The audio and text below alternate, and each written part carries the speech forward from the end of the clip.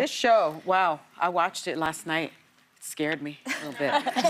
It's called Good American Family. It's about a couple who adopts a child with a rare form of dwarfism and then became suspicious that she may have been lying about her age, that she may, in fact, have been older.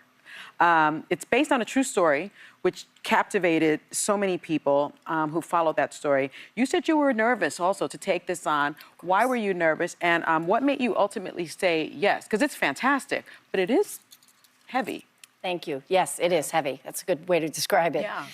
It's tricky subject matter. You know, it involves child abuse. Yeah. And so that's, you know, you have to do that really the right way. Right. We're going to tell this story. It's a tightrope to walk. And ultimately, the reason I decided to do it was I had a Zoom, almost like a 2 or 3 hour Zoom with Imogen Faith Reed, who plays our Natalia. She's great. She is fantastic. And it was her and her conviction and her wanting to tell the story. And I have to say that it's her first lead role ever, her first role, her first speaking role ever, which is a lot to take on, you know? She's from the UK, she's not from here, and she came over, and it was important for her to tell this story. And I think the show goes somewhere where people don't expect. I think people think they know what this is.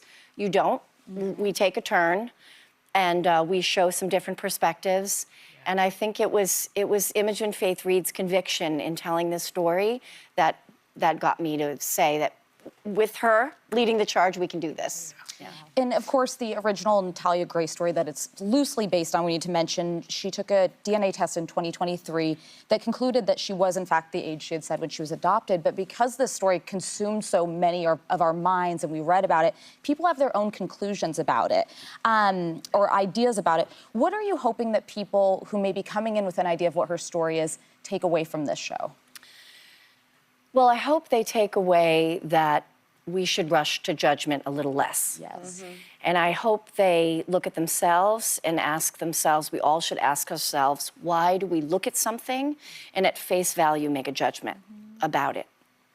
I think we do that as human beings, and I think we all need a lot more empathy right now, and so I hope we take that away. I mean, why are old white men the only ones who are allowed to be felons? No one else can stay in this country if they're a felon, but somehow if you're... And he's not even that white. Have you seen the amount of makeup he's wearing? Good point.